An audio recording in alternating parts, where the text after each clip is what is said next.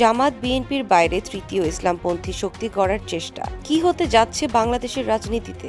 বাংলাদেশের ইসলামপন্থীর রাজনীতিতে কি শুরু হতে যাচ্ছে নতুন অধ্যায়?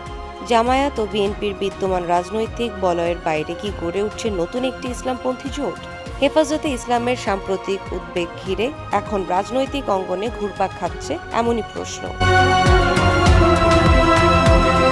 সম্প্রতি হেফাজতে ইসলাম বাংলাদেশের আমির শাহ মহিবুল্লাহ বাবুনগরীর আহ্বানে কওমি ঘরানার 7টি ইসলামী দলের শীর্ষ নেতারা বৈঠকে বসেন। বৈঠকের মূল আলোচ্য ছিল কওমিপন্থী সব রাজনৈতিক দলকে একটি অভিন্ন প্ল্যাটফর্মে আনা সম্ভব কিনা। এ লক্ষ্যে আগামী 3 আগস্টের মধ্যে প্রতিটি দলকে লিখিতভাবে নিজেদের অবস্থান জানাতে বলা হয়েছে। এরপরই নতুন রাজনৈতিক জোট গঠনের বিষয়ে চূড়ান্ত সিদ্ধান্ত নেওয়া হতে পারে।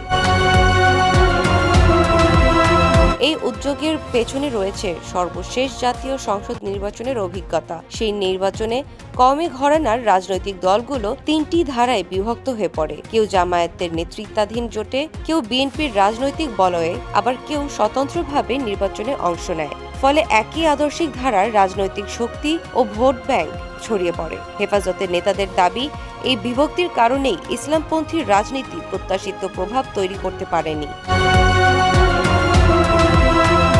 এখন সবচেয়ে বড় প্রশ্ন, এটি কি শুধুই কওমিপন্থী দলগুলোর ঐক্যের উদ্যোগ, নাকি জামায়াত ও বিএনপির বাইরে একটি স্বতন্ত্র ইসলামপন্থী রাজনৈতিক শক্তি গড়ে তোলার চেষ্টা?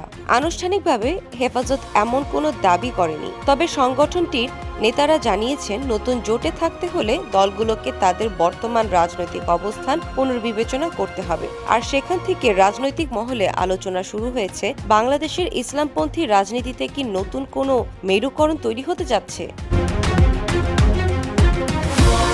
তবে নতুন গঠন মোটেও সহজ হবে না, কারণ দীর্ঘদিন ধরেই এসব দল বিভিন্ন রাজনৈতিক বলয়ের সঙ্গে যুক্ত।